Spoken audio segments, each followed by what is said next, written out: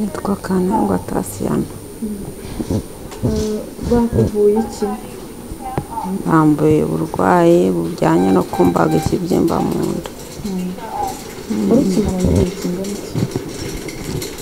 Gusa mu myaka ingahe? 3. Wakimenye gute? Wumvaga umeze gute mbere? Natangiye ndibwa mu nda mu ruhande rw'ibumoso, akaboko k'ibumoso. Hanyuma nza kujya kwa muganga, murana muganga ncisha muri ecography, arambwira ngo mfite akabyimba mu nda.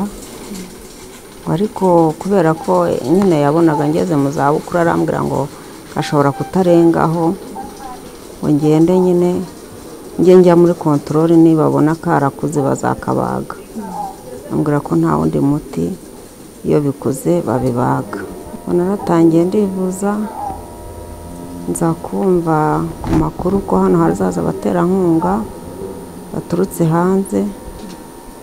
Ndavuga reka nanjye ayo mahirwe ne kuyitesha, kuko nari maze guhabwa rendez-vous zashika, ariko mbona ari kera.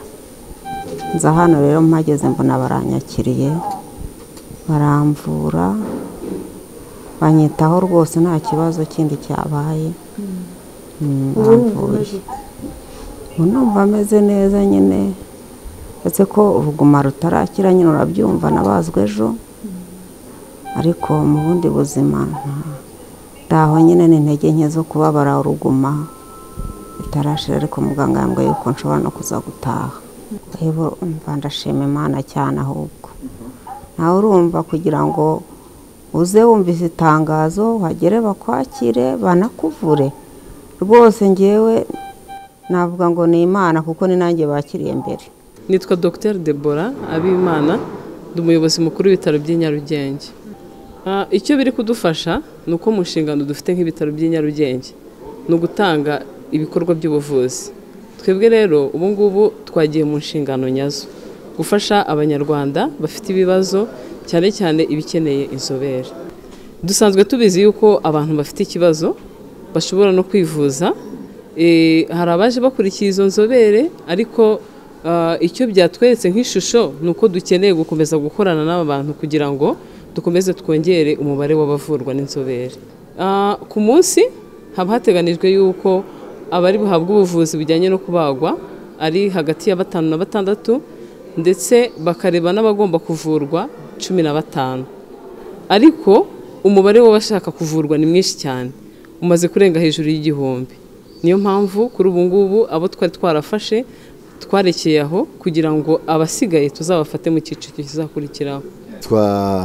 Oze Ntavuka, nkaba mpagarariye umuryango witwa Rwanda Legacy of Hope, nkaba ndi n'umupasiteri mu itorero All Nations Ministries, nkaba ndi mu diaspora uturuka mu gihugu cy'Ubwongereza.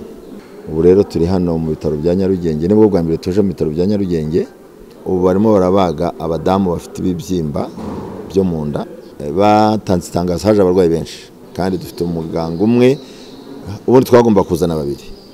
Wa kabiri rero nawe yagize ibibazo, yapfushije nyina bituma atazaza. Ubwo rero niyo mpamvu dufite umwe, ariko turateganya ko mu kwezi kwa 9 tuzazana 3, kuko twasanze hano abarwayi benshi cyane. Ntabwo narinzi ko habagaragara abantu bagana gutya. Ubu rero niho tugiye kwibanda cyane kuri ibi bitaro, ndetse no kuzana aba specialiste benshi, ndetse no kuzana nk'ahangaha hari ibikoresho twasanze badafite, nabyo tuzabizana mu kwa 9, kugira ngo noneho abarwayi bose aho kugira ngo bajye CHK baze hano.